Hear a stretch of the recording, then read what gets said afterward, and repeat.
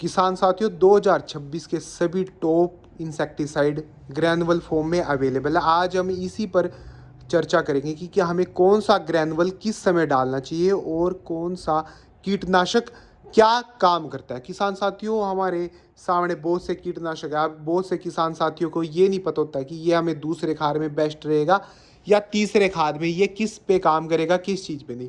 तो किसान साथियों सबसे पहले हम बात करते हैं बहुत ही चर्चित दवाई कैमले की इग्लोरिया के बारे में।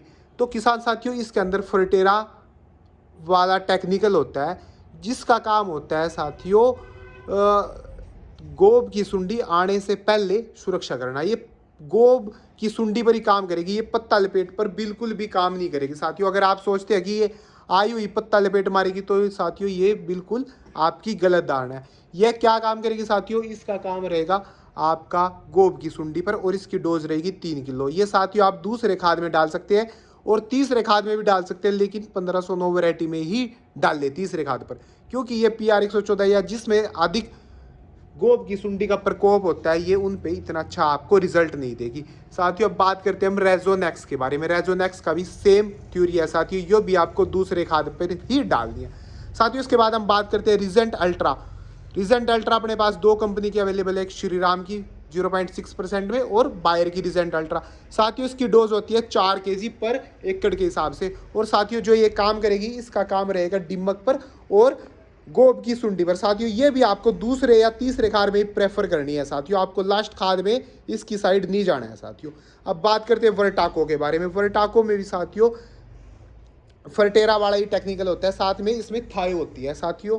इसका और फोर्पिडो का भी यही काम है, इसमें फिफ्रोनिल प्लस फर्टेरा दोनों टेक्निकल अवेलेबल है साथियों। तो साथियों ये भी दूसरे खाद पर ही डालनी है आपको, मतलब 20 से 25 दिन पे डाल लो आप। अच्छा फुटाव में काम करेगी और गोब की सुंडी आने से पहले काम करेगी, ना कि आने के बाद। ये किसान साथियों ध्यान जरूर दें इन बात का। कैल्डान साथियों, कैल्डान हमारे पास कार्टाप 2 कंपनियों की है, एक अडामा की होगी और एक दानुका की कैल्डान के नाम से है साथियों।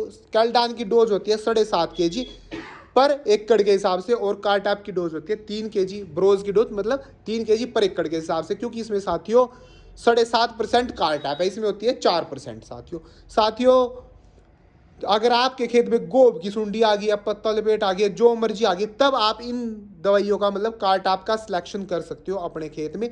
ये तीसरे खाद पर डालनी है आपको, या आप अंतिम खाद जो डालते हैं उसमें आपको इन दवाइयों का सिलेक्शन करना है साथियों। क्योंकि इससे पहले आपके ये मैंने 2 आपको ऑप्शन दिया है, ये बताया कि दूसरे खाद में आप ये दवाई डाल सकते हैं, लास्ट खाद में आप चाहे आपकी दान की वैरायटी 14 हो, PR 126, कोई भी दान की वैरायटी हो जिसमें गोब की सुंडी का ज़्यादा से ज़्यादा प्रकोप हो, आप उनमें इन दोनों दवाई का सिलेक्शन कर सकते हो साथियों। और साथियों बात करते हैं हम वाइब्रेंट के बारे में। वाइब्रेंट भी साथियों कैल्डान वाली इसी फैमिली का है, ये भी अच्छा रिजल्ट देती है गोब की सुंडी में। इसकी डोज साथियों 5 kg पर एकड़ की होती है साथियों। और साथियों इसका भी गोब की सुंडी में अच्छा रिजल्ट आपको देखने को मिलेगा। और साथियों मेविलोन में साथियों आता है फर्टेरा वाला साल्ट और पैक्सालोन का साल्ट। फर्टेरा भी आप गोब की सुंडी में आने से पहले काम करती है साथियों। इस बात का आप ध्यान जरूर दें कि फर्टेरा वाला टेक्निकल हो गया, रिजेंट वाला ही गोब की सुंडी में आने से पहले काम करेगा, और जो कैल्डान वाला टेक्निकल है साथियों वो आने से बाद काम करेगा। तो आप कैल्डान को ज़्यादा प्रेफर करें कि आने के बाद हमें कैल्डान का यूज़ करें, और आने से पहले जो साल्ट मैंने शुरू में दिखाई है ये साथियों आप पहले यूज़ कर सकते हैं। साथियों वीडियो को लाइक शेयर जरूर करें और वीडियो कैसी लगी कमेंट बॉक्स के माध्यम से जरूर बताएं। धन्यवाद किसान साथियों।